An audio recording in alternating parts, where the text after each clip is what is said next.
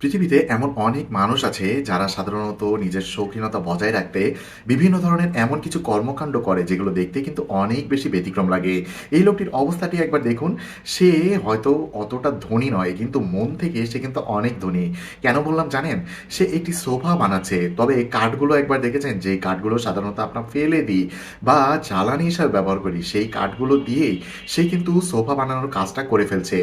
আর এই সে তার শৌখিনতা কিন্তু অনেক বেশি। এবং আমি একটা কথা বলেছি, যেসব মানুষজন শৌখিন হয় এবং কাজে দক্ষ হয় তারা কিন্তু যে কোনো কাজকে খুব সহজেই করে ফেলতে পারে। এবং শৌখিনতা পূরণ করার জন্য তারা এই ধরনের নানাবিধ কর্মকাণ্ড কিন্তু চালিয়ে যায়।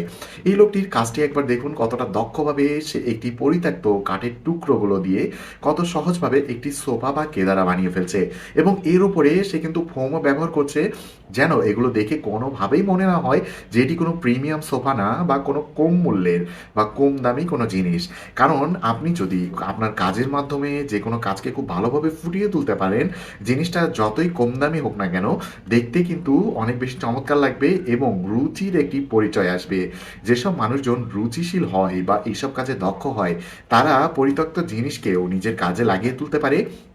এবং এই সোফাটা বানানোর ক্ষেত্রে কতটা দক্ষভাবে কাজ করা হচ্ছে একবার চিন্তা করেছেন? এই কাজটি করার জন্য সে বহু খরচ করেছে, এই বিষয়টি কিন্তু একেবারেই ভুল ধারণা।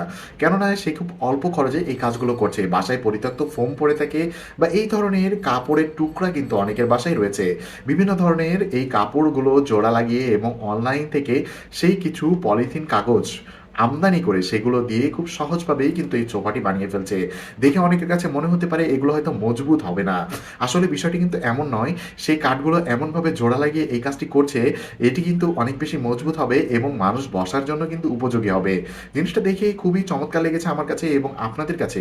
এই কাজগুলো যদি ভালো লাগে দয়া করে আমাদের সাথে থাকবেন এবং এই ভিডিওগুলো অন্যান্য মানুষের কাছে পৌঁছে দিতে সহায়তা করবেন, যেন বেশি মানুষ এই ভিডিও দেখতে পারে এবং আমাদের সাথে থাকে।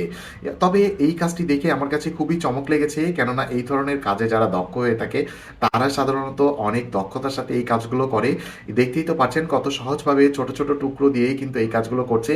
এবং বাসায় যে যন্ত্রগুলো রয়েছে, জিনিসগুলো রয়েছে, কোনো ধরনের আলাদা খরচ না করেই কয়েক হাজার টাকার ভেতরে এই সোফাটি কিন্তু বানিয়ে ফেলছে। কিন্তু আপনি যদি বাজার থেকে সোফাটি কিনতে যান তাহলে দেখা যাচ্ছে আপনাকে 20 থেকে 30 হাজার টাকা পর্যন্ত খরচ করা লাগতে পারে। এবং কোনো কোনো ক্ষেত্রে দেখা যাবে যে এই টাকাতেও আপনার হচ্ছে না, তখন আরও বেশি টাকা খরচ করার প্রয়োজন পড়বে। কিন্তু এই লোকটি যে কাজটি করে দেখিল সেটা কিন্তু সত্যি অবাক করার মতো। এবং কত সহজভাবে কাজটা সম্পন্ন করেছে একবার দেখুন। দেখতে কিন্তু খুবই চমৎকার লাগছে, মনে হচ্ছে যেন কোনো প্রিমিয়াম কোয়ালিটির সোফা বানানো হয়েছে। অথচ কিভাবে এই জিনিসটা বানানো হলো শুরু থেকেই কিন্তু আপনাদেরকে দেখিয়ে দিয়েছি। তো আসলে আপনি যদি কাজ জানেন তাহলে কিন্তু আপনার কোনো কাজই কঠিন মনে হবে না এবং এমন কিছু জিনিস বানিয়ে মানুষকে তাক লাগিয়ে দিতে পারবেন। ধন্যবাদ সবাইকে আমাদের সাথে থাকার জন্য এবং এই ভিডিওটি শেষ পর্যন্ত দেখার জন্য।